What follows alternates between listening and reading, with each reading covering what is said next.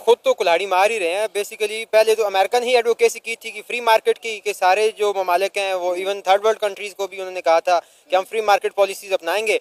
But अब जो वो टैरिफ वाली पॉलिसी लेकर आए हैं तो ये अपनी ही उसी पॉलिसी को नेगेट भी कर रहे हैं। मगर वो क्या कहते हैं ना कि किसी दुश्मन के चक्कर में वो बंदा बावला नहीं हो जाता। तो अमेरिका इस चक्कर में बावला हो गया। मगर हमें खुशी इस बात की है कि हमारे खित्ते में जो है वो एक नया दौर शुरू होने जा रहा है। इंडिया देखिए हमारा पड़ोसी है, और इंडिया जब खुशहाल होगा तो जाहिर सी बात अगला फिर पड़ोस पाकिस्तान ही होगा, अगर हम अच्छे हालात कर लेते हैं। जय श्री राम दोस्तों, आज मैं अपने हिंदुस्तान के लिए एक बहुत बड़ी खुशखबरी की अपडेट और वीडियो लेकर आया हूं। दोस्तों शुरुआत करेंगे पाकिस्तानी पब्लिक क्या कहती है उससे।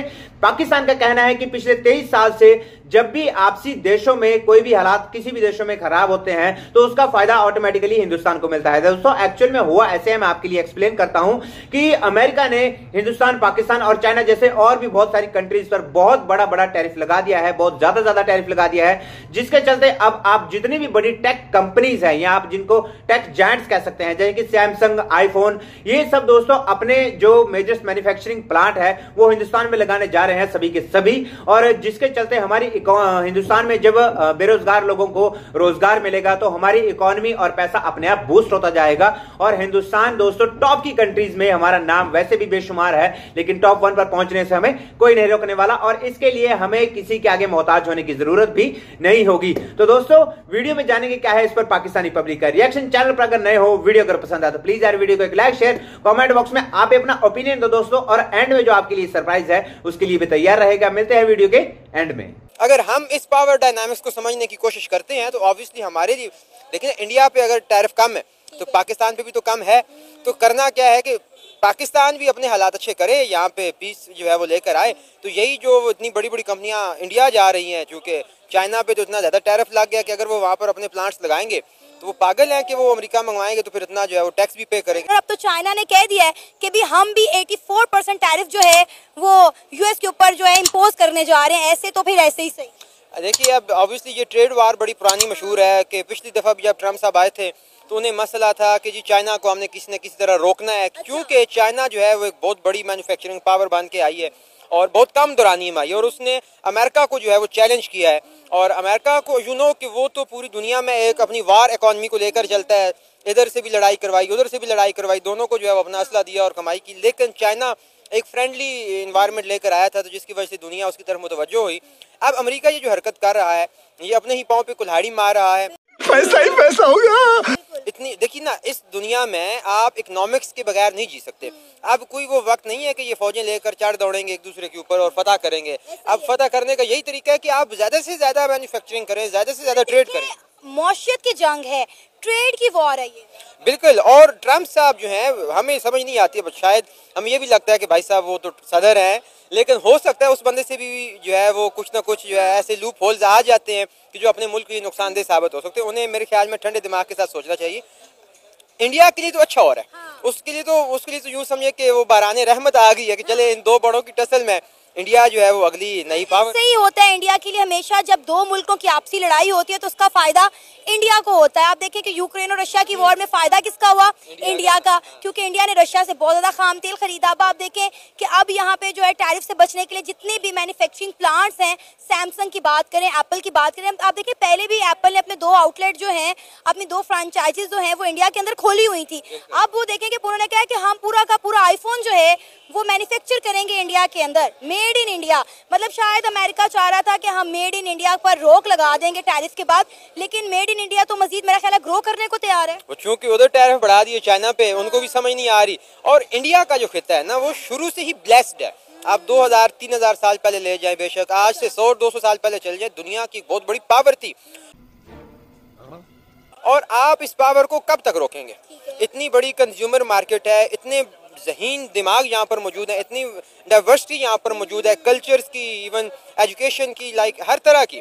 तो मौका जो है वो नेचर, मदर नेचर जो है वो खुद ब खुद बनाएगी। और इंडिया पूरा खिता इंशाल्लाह ये सब आप कॉन्टिनेंट। देखिए कि इससे इंडिया को कितना फायदा होगा। वहाँ पे जो है लोगों को रोजगार के मौके मिलेंगे, टेक्नोलॉजी आएगी, लोगों में जो है स्किल जो है वो मजीद ग्रो करेंगे और डेफिनेटली इंडिया की जो ग्लोबल मार्केट है वो खुल जाएगी। और जब ये सारे मामलात होंगे तो डेफिनेटली आप देखें कि इंडिया ऑलरेडी जो है वो बढ़ती मौशी ताकत है, तो मजीद उनकी इकॉनमी ग्रो करेगी और आईफोन सस्ते हो जाएंगे क्योंकि हमारे पड़ोस में बनना शुरू हो जाएंगे। अब देखिए कि इंडिया में ये सारा कुछ, देखिए ना, हम मजाक उड़ाते हैं अमूमी तौर पे जी कि अंग्रेज़ों ने या वेस्ट ने इतने जो है वो नॉलेज जो है वो गेन किया है, रिसर्च की है, इतनी इजादात की हैं और हम जो है वो पैसे दे के ख़रीद लेते हैं। अब इंडिया अगर बड़ी मुईशत बनेगी, इंडिया जो है वो जंग से भागेगा। लेकिन सर देखिए हमें क्या फायदा, बार बार ये कह रहे हैं कि हमारा हमसाया मुल्क तरक्की करेगा तो हमें फायदा हमें कैसे होगा? हमें तो इंडिया मुंह भी नहीं लगाता। मैं उसी की तरफ आ रहा हूँ कि जब इंडिया को समझ आ जाएगी कि इतनी बड़ी इकॉनमी वो बन चुकी है कि दुनिया को जो है वो लीड कर रही है, तो फिर पाकिस्तान को भी जो है वो समझना पड़ेगा कि यार अपने पड़ोसी से अच्छे ताल्लुकात बनवाएं। तो बजाय जो चीज़ें आपने यूरोप से मंगवानी है, रशिया से या उधर से अमेरिका से मंगवानी है या साउथ अमेरिका से मंगवानी है, तो आप ये वाघा बॉर्डर से मंगवा लें। अब आए ना लाइन पे। और आज तो हम मंगा नहीं पा रहे, हम वाया दुबई मंगवाते हैं, आप आईफोन के ख्वाब देख रहे हैं। लगता है कि आने वाले कुछ अरसे में हालात बेहतर होंगे। ये तो होने ही हैं, ये मुकद्दर है, इस खित्ते का मुकद्दर है। ये खित्ता मैं नहीं समझता कि इंडिया और पाकिस्तान को अलग खित्ता है, एक ही खित्ता है ना, इंडस वैली से है। तो इंडस वैली ने पहले भी बहुत बड़ा बूस्ट देखा है, कि 5000 साल पहले जब वो इंडस वैली सिविलाइजेशन तबाह हुई तो कहते हैं जी कि हर 5000 साल 10,000 साल बाद एक बूम आता है और फिर उसने सोसाइटी ने जवाल पजीर होना है। तो अभी इंडिया और पाकिस्तान ने मिलकर इकट्ठे जो है वो अरूज देखना है। चले पाकिस्तान फिलहाल ठहर भी जाए, लेकिन इंडिया जो है वो आगे जा रहा है। हमें खुशी इस बात की है कि अगर आपके पड़ोसी ताकतवर होंगे, माशी तौर पे मजबूत होंगे, आपके लिए मसला नहीं होगा। सर आपको पता है अभी चाइना पे जो 104% टैरिफ लगाया गया है अमेरिका की जानिब से, उन्होंने भी इंडिया की मदद मांग ली है। उन्होंने कहा है कि इस ट्रेड वॉर में इंडिया के प्राइम मिनिस्टर नरेंद्र मोदी और वर्ल्ड लीडर जो है वो हमारा साथ दें, हमें यकमुश्त होकर जो है इसके खिलाफ लड़ना पड़ेगा। बिल्कुल, वो ऑब्वियसली देखिए ना, अब जब उस पर 104% आप टैरिफ लगाएंगे और इधर आपके साथ ही बिल्कुल पड़ोस में 26% है, तो वो कहेगा कि भाई यही इंडस्ट्री आप इधर लगा लें और हमें ये टैरिफ से जान छूट जाएगी।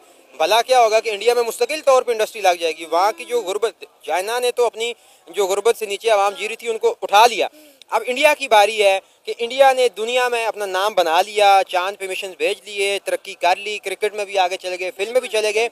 अब वो गुर्बत से उठाने का समय आ गया कि अब वो जो हम ताना देते ना कि उनके पास तो टॉयलेट्स ही नहीं है, तो भाई जब ये सारा कुछ सारी दुनिया मरकज बना के इंडिया में आएगी तो उनको तो रोजगार मिलेंगे, टॉयलेट्स पर आप देखेंगे कि बांग्लादेश के जब हालात खराब हुए हैं तो वहाँ से सारी टेक्सटाइल इंडस्ट्री कहाँ मूव की है। बिल्कुल ऐसी है। और वो जब इवन बांग्लादेश में कुछ अर्सा पहले हालात ज्यादा खराब हो गए थे तो वो लोग भी इंडिया ही आए थे। सर इंडिया ने बांग्लादेश को वार्न किया था कि हम 101 दिनों के अंदर अंदर आपको करके दिखाएंगे, तमाम टेक्सटाइल इंडस्ट्री जो है आपकी इंडिया शिफ्ट करके दिखाएंगे और इंडिया को टेक्सटाइल इंडस्ट्री का हब बना के दिखाएंगे। आप देखें कि जब से इंडिया और बांग्लादेश के दरमियान मामला खराब है उसका फायदा भी इंडिया को ही हुआ है। समझ रहे हो?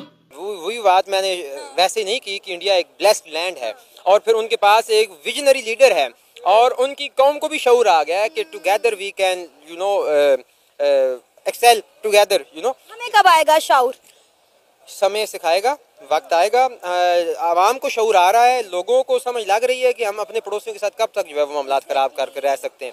कभी ना कभी तो हमें एक साथ मिलना ही होगा। देखिए कितनी सहूलत है कि हम वाघा बॉर्डर से सारी चीजें मंगवा लें। तो उम्मीद है ट्रेड होती थी पहले। आप देखें कि 2019 में जब इंडिया के प्राइम मिनिस्टर नरेंद्र मोदी ने कश्मीर से आर्टिकल 375 रिमूव किया, उसके बाद जब पाकिस्तान के उस वक्त के हालिया प्राइम मिनिस्टर थे इमरान खान साहब, उन्होंने अपने दौरे हुकूमत में जो इस पर एक्शन लिया था और चलती चलाती ट्रेड दोनों मुल्कों के दरमियान बंद कर दी थी। समझौता एक्सप्रेस चलती थी, वहाँ से प्याज, टमाटर, अदरक, लहसुन कितनी सब्जियाँ आती थी। अभी भी आप देखें, एक तरफ हम कह रहे हैं कि इंडिया हमारे मुल्क के अंदर दहशतगर्दी करवा रहा है, दूसरी तरफ हम इंडिया से जो है वो टनों के हिसाब से चीनी इम्पोर्ट भी कर रहे हैं। देखिए उस वक्त जो मामलात थे कश्मीर वाले वाक़े को मेरे ख्याल में छोड़ देना चाहिए। लाइक ठीक है, चलें, आप सिक्योरिटी मामलात लेके चलें, लेकिन उसके साथ मुतवाज़ी तौर पे आप अपने माशी हालात को देखें।